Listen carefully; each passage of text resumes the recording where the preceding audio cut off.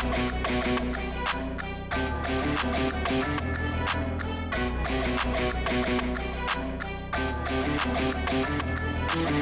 guys, welcome to Boxing Squared for boxing news and views from around the internet. Post-fight review for what was a crazy affair in Germany between Agit Kabayel and Argo Smakici, an absolute war, Slugfest territory, and it was exciting, but it was all over within 3 rounds, and Agit Kabayel survives, but barely, because he looked on the verge of being stopped in round 2, and in fact, when the referee jumped in, because he careened into the ropes, I actually thought it was going to be over, and so too did Argo Smakici. But he fights back and ultimately gets the win here. This was dramatic, and actually, given Agit Kabayel often can be criticised, 1, for the inactivity, which is a fair call, but 2, he's a bit of a light puncher, doesn't really often put it on his opponents.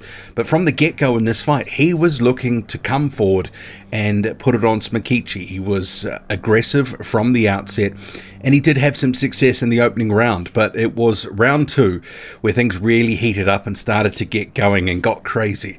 Argo Smakici ate a couple of rights in a short space of time, and he just flipped the switch. He went crazy and just started unloading on Agit Kabayel, just absolutely letting his hands go, and there was a big uppercut which came in, and you can see here on screen, and Kabayel looked like he was hurt. The procession of punches continues from Smakici, with Kabayel sort of careening into the ropes across the ring. And at the point the referee was sort of jumping in here, I thought the fight was going to be over, and I think Smakici did too. But no, he had a count there for Agit Kabayel, and that was crucial, because if he had stepped in and stopped things, well, Smakici would have walked out of this with a pretty impressive victory. As it was, he had absolutely blown his load. He had nothing left. The energy was gone.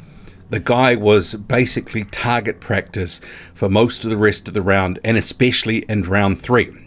There were moments where he could barely stand up, and that was really noticeable when Agit Kabayel actually leant on him and put his full body weight on him, and Smakici just collapsed to the canvas, and the referee was actually helping him back to his feet. But it got worse for him as round 3 went on, and he got dropped, and that looked more through sheer exhaustion, and at that point there was still about 45 seconds or so left in the round, so it wasn't looking good. Kabayel continues to let his hands go, and it's just target practice at this point, and the referee eventually jumps in. So a very exciting fight, but I guess, maybe a little bit of controversy, because perhaps Argo Smakici might feel a little bit aggrieved about what happened in round 2, because arguably the ref could have jumped in and stopped it, and Smakici thought that's what happened. But as Kabayel's the home fighter, maybe got a little bit of hometown cooking, because that recovery time was clearly key, because he looked like he was just a few punches away from being done completely. And the referee did help him out there. He never actually went down. He just sort of careened into the ropes, given a count. So Argo Smakici might feel that if the referee hadn't have intervened, he would have been able to really let his hands go, or continue to let his hands go, and put an exclamation point on his performance. But make of that what you will. I think some will say it's a little unfair, but I think others will be like, well, hey, that's just what it is. The ropes could have been seen to be holding Kabayel up, so a count was the right thing to do. Obviously for Smakici, he just emptied the tank, had nothing left, and it was all downhill from there. So very exciting fight. Agit Kabayel remains unbeaten. So he now moves to 23-0. So I didn't continue watching after the fight for any interviews. I mean, what has normally happened in recent years when Kabayel's been fighting, they'll do a post-fight interview and he'll just rattle off the big names. He is clearly maintaining that O in the hopes of securing a fight with someone like a Tyson Fury, or a big name where he's going to get paid a lot. Basically what he's been doing since beating Derek Chisora in 2017 is just fighting once a year, every year, and living off that Chisora win effectively. And the opposition until recently had been starting to go down. Smakici was a live dog in there, and he did have some pop, and he showed that he was able to hurt Agit Kabayel. And questions have to be asked about Kabayel and the what next, because is this to be one and done for 2023 like it has been for the past 5 consecutive years? Because if it is, that's a real shame. I know that there has been talk about Kabayel fighting multiple times this year, but I'm sort of in the camp I'll believe it when I see it, especially given the recent track record. As it is, this fight was meant to happen in January. It got pushed back due to illness. So will we see Kabayel again in 2023? Well, anyone's guess, but guaranteed he's going to be calling out the big boys, demanding a fight, saying that he deserves it.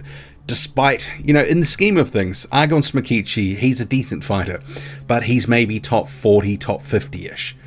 Kabayel has just not been fighting anyone of note to put himself in a position where he can actually legitimately say, I deserve a title shot, or I deserve to be in a final eliminator. He's not moving like that. He's not acting like that. Seemingly comfortable being a minor celebrity in Germany, just wheeling himself out once a year rather than actually being a guy who wants to do something in the heavyweight division. He's looking for a cash in and a cash out payday. And that's basically what it looks like. That's how he's moving. The ambition doesn't really seem to be there for anything more. To build himself up the right way, fight proper contenders at a higher level. Smakici is good at a certain level, but you got to fight guys 1 or 2 rungs above him to really put yourself in the conversation for a title fight as being a deserving contender. Being cherry-picked out of nowhere, a la maybe like Tyson Fury did with Tom Schwartz and also Otto Wallin. Maybe that could happen. Maybe Tyson Fury will entertain that at some point. There had been talk of that fight happening before, but they couldn't get it over the line. And basically because Kabayel's not really a name outside of Germany. He's not going to sell tickets. He's not going to sell the promotion because he doesn't speak English, or at least he doesn't seemingly do that in public. I'm not hearing him calling out Tyson Fury and all sorts of rants in English. Are you? Thing is, Kabayel's got to do more. What do you make of it all? Drop a comment, loud and often, hit like, hit subscribe. We'll see Kabayel in 2024. I'm out.